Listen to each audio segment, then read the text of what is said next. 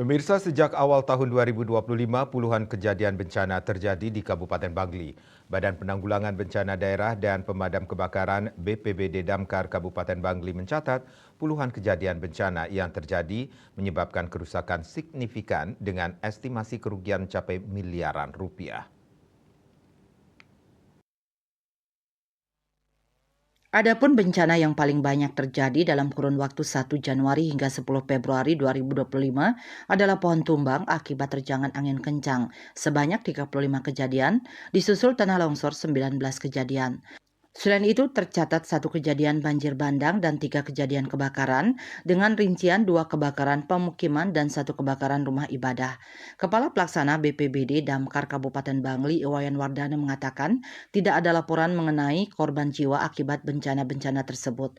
Sedangkan kerugian material atas kerusakan fisik bangunan diperkirakan mencapai 1.765 juta rupiah.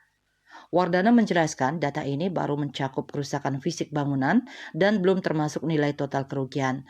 Dikatakannya kerusakan pada fasilitas pribadi dan masyarakat akan ditangani melalui bantuan keuangan dari pemerintah Provinsi Bali sesuai dengan Pergub Bali nomor 37 tahun 2023. Sementara kerusakan yang terdampak pada sektor perumahan diberikan bantuan paket sandang dan pangan dari Dinsos Bangli, BPBD Damkar Bangli, PMI Kabupaten Bangli, dan Dinas PKP melalui bantuan cadangan pangan pemerintah daerah CPPD.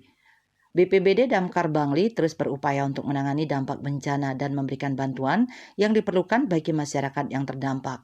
BPBD Damkar Bangli pun mengimbau masyarakat agar tetap waspada dan berhati-hati terhadap kondisi cuaca ekstrim yang berpotensi terjadi serta dampak bencana yang dapat ditimbulkan seperti angin kencang, tanah longsor, banjir, sambaran, kilat petir. Masyarakat diminta selalu mengikuti himbauan pemerintah, BMKG, BNPB, BPBD. Dayus Fasrina, Palipos melaporkan.